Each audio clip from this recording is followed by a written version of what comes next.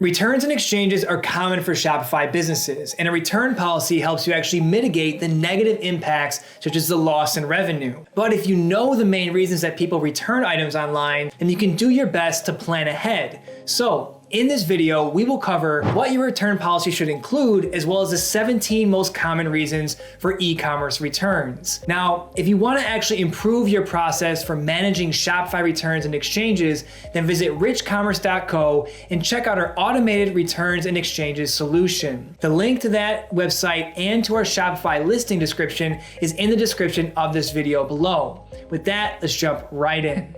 First, let's talk about what your return policy should include. Your Shopify return policy will vary greatly depending on your business niche, who your customers are, and what kinds of products you sell.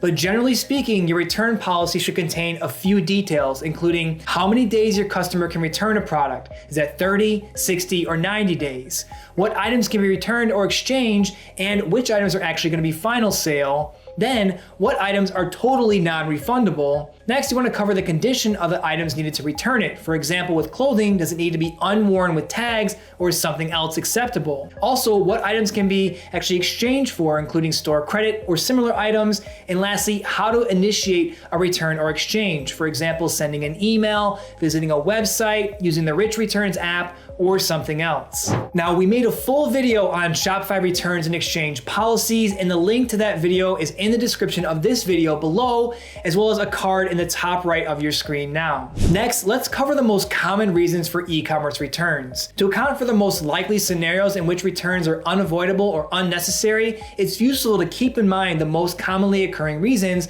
of why they actually happen. Some are the responsibility of the merchant, some fall to the customer, and others are just the result of circumstances that neither has any control over. I'll go over a few in detail, and then I'll review the others so you have a better idea of what to expect for Shopify return reasons. The first reason is item doesn't match the product description. As the adage goes, the customer is always right, or at least they usually are. Now, more times than not, it's the merchant or store owner who is responsible for returns, not the customer, because of something about the product description was inaccurate, incomplete, or misleading. You can account for this by including comprehensive product descriptions alongside high-quality images that accurately reflect the product. Now, to help you sell more products and reduce the number of returns, shoot a quick video of the item. It doesn't have to be super cinema quality, it just has to accurately depict the item and give the buyer more context of the size, shape, and other attributes. Also, add further clarification to your product description when you get a return that says the product doesn't match the description. And lastly, keep the entire description easy to read and understand as to entice the customer to actually read it entirely. The second most common reason is impulse purchases. As you know, people on the internet are prone to be fickle and change behaviors and opinions pretty frequently. They see an item that's on sale, something in their instinct tells them to snatch it up right away while they have the chance, and then they think differently about the item once they actually have it in their hands. The ease and convenience of online shopping contributes to this thing as well. But you need to expect some returns are just impulse buys or accidental orders, and that's just the way it is. If you're finding this video helpful, please hit that like button and subscribe to our YouTube channel for more videos on running a high-performing Shopify store. Let's get right back to it. Next is wrong size or wrong fit. Now, clothing accounts for 26% of all e-commerce returns, followed by shoes. And as you know, it's hard to gauge whether a t-shirt or a top will fit you by just looking at it at a product image. So it's easy for shoppers to get the incorrect size or measurements that they need. Now, you can help your customers to get the correct size by including detailed product descriptions and sizing charts. And one idea is to even label your model's measurements, their height, weight, waist, their hips, things like that, and what size they're wearing so people can better visualize how it may fit them. The next reason is that the product is defective or damaged on delivery. Now, it's not uncommon for items to be delivered to a customer with parts broken or missing. Accidents happen, package gets dropped, items get bumped along the way of delivery trucks while they're in transit. That kind of stuff happens more often than you think. If they happen frequently, that may indicate that there is actually an issue with the carrier or delivery service that you're using, or maybe it's the package that you're actually shipping in, or it could be the product packaging overall. Just be sure that to inspect the items and pack them carefully before you ship them out. But if you find an issue consistently, then run it down with your carrier, your fulfillment team, or your product team where necessary. And lastly, here's a list of other return reasons just so you have a full scope of what to expect. They include accidental order,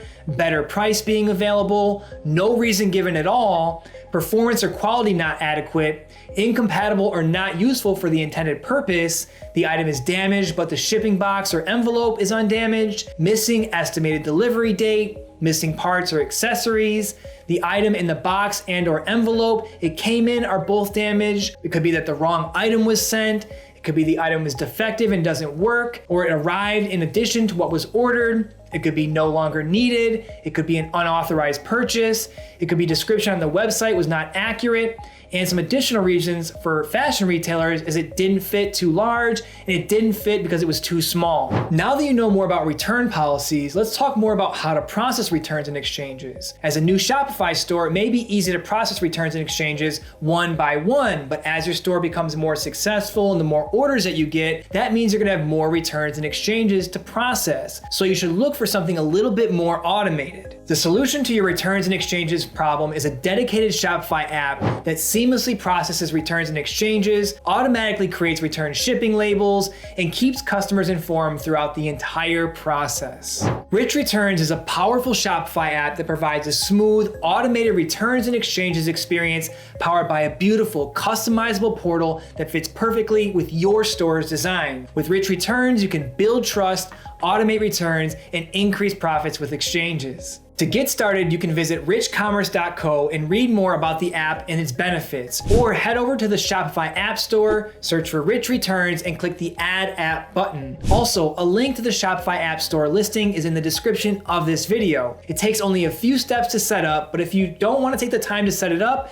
we can take care of that for you. Just send us a message via chat inside the app and we'll get it set up. Hopefully you found this video helpful in understanding Shopify returns policies and what to include in them. Don't miss out, plan ahead for your Shopify returns and exchanges process before it becomes a bigger problem when you scale your store up. Install the Rich Returns app today and automate your returns and exchanges on Shopify.